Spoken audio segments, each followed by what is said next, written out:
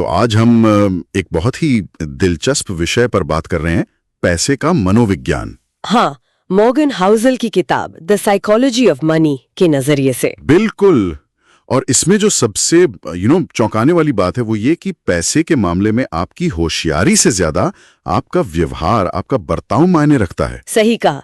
ये थोड़ा अलग है सोचना, क्योंकि हम हमेशा सोचते हैं ज्ञान ही सब कुछ है। तो आज का मकसद यही है कि इस बर्ताव और पैसे के कनेक्शन से कुछ अहम सबक निकालें। हाँ, एक बात जिसने मुझे शुरू में ही सोचने पे मजबूर किया वो ये थी कि दौलत सिर्फ वो नहीं जो दिखती है, ये अक्सर वो होती है जो आपने बचा ली, मतलब खर्च नहीं की। बिल्कुल। ये बहुत गहरा नुक्ता है। हम अक्सर दिखावे को ही दौलत समझ बैठते हैं। हाँ, बड़ी गाड़ी, बड़ा घर, जबकि असली दौलत शायद बैंक अकाउंट में हो या इन्वेस्टमेंट्स में जो दिखती नहीं। और ये डर, लालच, सब्र जैसी जो भावनाएं हैं ना, ये हमारे फैसलों पर बहुत ज्यादा असर डालती हैं, शायद हमारी जानकारी से भी ज्यादा। ये किताब इसी इंसानी पहलू पर जोर देती है। तो अगर होशियारी मतलब आईक्यू या डिग्रियां उतनी जरूरी नहीं हैं, तो फिर क्या है? पहला सबक यही निकलता है ना? हाँ, पहला बड़ा सबक यही है। पैसे के मामले में अच्छा करना मतलब ये अनुशासन, धैर्य और अपनी भावनाओं को कंट्रोल करने का खेल है। ये बात थोड़ी अजीब लगती है क्योंकि हमें लगता है पढ़े लिखे लोग बेहतर फैसले लेते होंगे, पर गारंटी नहीं है। और यहीं पर भाग्य और जोखिम मतलब लक एंड रिस्क का भी रोल आता है। अच्छा, हाँ, वो कैसे? देखिए, हर सफलता सिर्फ आपकी मेहनत या स्मार्टनेस नहीं होती। जैसे बिल गेट्स, हाँ, उनका उदाहरण दिया जाता है। उन्हें बहुत शुरुआत में मतलब एकदम अर्ली स्टेज में कंप्यूटर एक्सेस मिला, ये किस्मत थी। और वैसे ही हर असफलता सिर्फ बेवकूफी नहीं होती, हो सकता है कोई बुरा जोखिम सामने आ गया हो। तो मतलब किसी के फैसलों को एकदम से जज नहीं करना चाहिए। बिल्कुल, पूरा कॉन्टेक्स्ट देखना जरूरी है। जैसा किताब कहती है, कुछ भी उतना अच्छा या बुरा नहीं होता जितना वो पहली नजर में लगता है। ये बात तो सोचने वाली है। बाहरी चीजें तो हैं ही, पर एक अंदरूनी चीज भी है, वो कभी पर्याप्त नहीं वाली फीलिंग, नेवर इनफ। ओह हाँ, ये बहुत खतरनाक हो सकती है। हमेशा और ज्यादा की चाह, पैसा, शोहरत, ताकत, ये आपको गलत दिशा में ले जा सकती है। सही। जरूरी है कि इंसान ये समझे कि उसके लिए काफी कितना है, वो एक लक्ष्मण रेखा खींचना। और दूसरों से तुलना करना बंद करे शायद। हाँ, वो तो सबसे बड़ा चोर है खुशी का। सोशल मीडिया ने इसे और बढ़ा दिया है। अच्छा, इसी से जुड़ा एक और आइडिया है कि असली दौलत क्या है? Bank balance? नहीं, किताब के हिसाब से नहीं। असली दौलत है अपनी जिंदगी और अपने वक्त पर कंट्रोल होना। मतलब आजादी? हाँ, freedom is the ultimate dividend.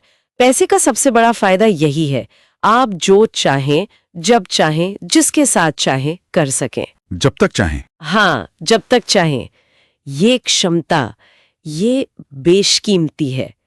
सिर्फ ज्यादा पैसे के पीछे भागने से बेहतर है इस आजादी के लिए कोशिश करना। ये एक बिल्कुल ही अलग नजरिया है दौलत को देखने का। अच्छा, आपने रोकिम की बात की थी ना? हाँ।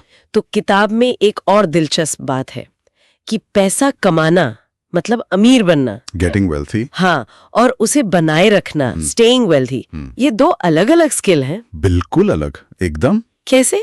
पैसा कमाने के लिए आपको शायद थोड़ा रिस्क लेना पड़ता है, आशावादी होना पड़ता है, बोल्ड मूव्स लेने पड़ते हैं। लेकिन उसे बनाए रखने के लिए उसके लिए विनम्रता चाहिए, थोड़ा डर, थोड़ी सावधानी, ये समझना कि जो आज है वो कल जा भी सकता है। तो एक तरह की सर्वाइवल वाली सोच, जिंदा रहने वाली। एग्जैक्टली, एक सर्वाइवल मानसिकता। फिजूल खर्ची से बचना, बुरे वक्त के लिए तैयार रहना। और इसी से शायद वो बात जुड़ती है, बिना किसी खास मकसद के बचत करना, save money without a purpose. हाँ, ये सुनने में थोड़ा अजीब है, पर ये बहुत पावरफुल है। मतलब कोई गोल नहीं, बस बचाना है। हाँ, क्योंकि जिंदगी अनिश्चित है, कब कौन सा खर्चा आ जाए या कौन सा मौका आ जाए पता नहीं। ये बचत आपको वो लचीलापन, वो फ्लेक्सिबिलिटी देती है। ये वही अनदेखी दौलत है। बिल्कुल, wealth is what you don't see, जो मुश्किल समय में या किसी अवसर के लिए तैयार रहती है। समझ गया। तो अगर इन सब बातों को समेटें तो निचोड़ क्या है? ऐसा लगता है कि पैसा मैनेज करना दिमाग का खेल ज्यादा है, गणित का कम। हाँ, काफी हद तक एक मनोवैज्ञानिक खेल है। अपनी भावनाओं को समझना, काबू करना, जोखिम को ठीक से समझना, अपने लिए पर्याप्त क्या है ये तय करना, और पैसे से ज्यादा वक्त और आजादी को वैल्यू देना। हाँ, मतलब बर्ताव ही कुंजी है, बिहेवियर इज की। बिल्कुल। और हाँ, दो बातें और ध्यान में रखनी चाहिए। पहली, हर किसी की पैसे से जुड़ी अपनी कहानी होती है, पर्सनल मनी स्टोरी। मतलब उनके अनुभव, उनकी परवरिश। हाँ, वो सब उनके फैसलों पर असर डालते हैं। और दूसरी बात, हर कोई अलग वित्तीय खेल खेल रहा होता है, डिफरेंट फाइनेंशियल गेम्स। सबके लक्ष्य अलग, टाइमलाइन अलग, जोखिम लेने की क्षमता अलग।